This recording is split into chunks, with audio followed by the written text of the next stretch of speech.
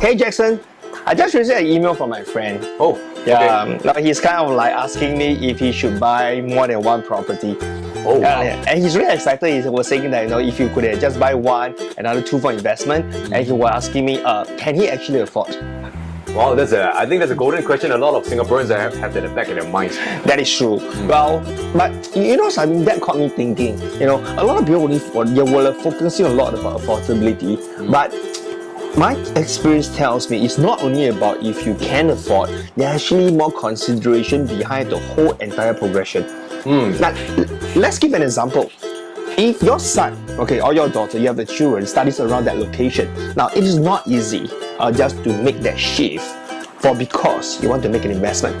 Yeah, that's true. How about this? Your child, have been working or has been staying with your in-law for the longest time.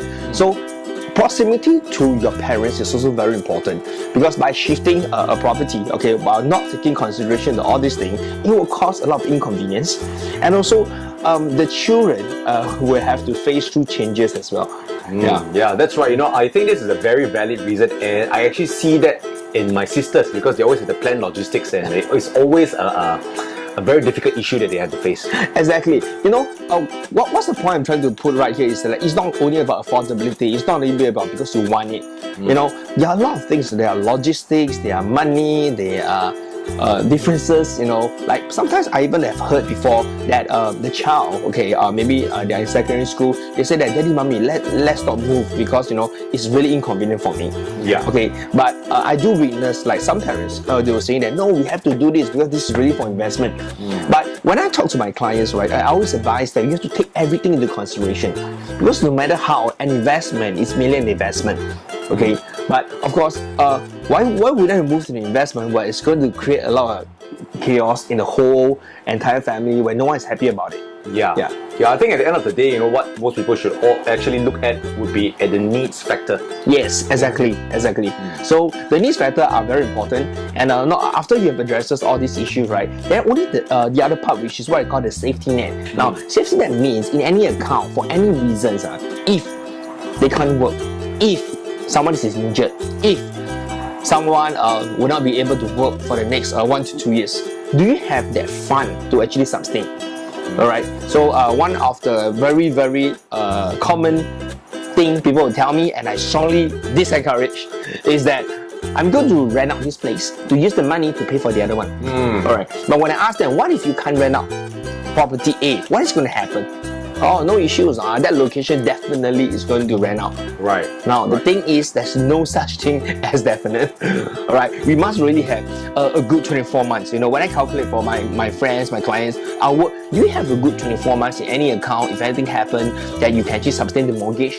Because the last thing you have to know is that the bank will come after you. That may not be a good thing. Yeah. As much as I would like them to own good properties, like 1 or 2, one for own stay, one for retirement, as much as I would like to help them to build their wealth, but I feel, the responsibility to ensure, they are really owning this property within their means. Yes. And one thing really, really important is that if this is like a family property with a husband and wife, both parties must communicate. Oh, yes. It is really, really important, because I have just met too many, where one party will say yes, the other party will just agree in silence. So if things turns out well, I think it's fine, alright. But if it doesn't, I think definitely that communication is really important. Yeah. Well, I think, Bobby, you actually addressed something that's really an important factor, because by understanding all these issues about financing a home, it actually takes away the fear. So when people take away the fear, they can actually take action. Yeah, so I think that's something that's very crucial, especially when it comes down to financial planning. Like what you mentioned, 2 points, right? Number one is that you cannot bang in the fact that, wow, the intangibles where you rent out that property, they use that rental to cover this property, that is really, really risky.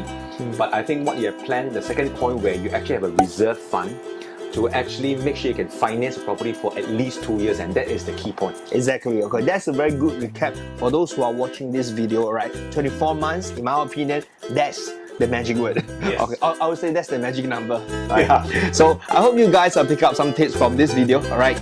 So remember, when you buy property, always ask your spouse, because happy wife, happy life. Thank you guys. Bye bye.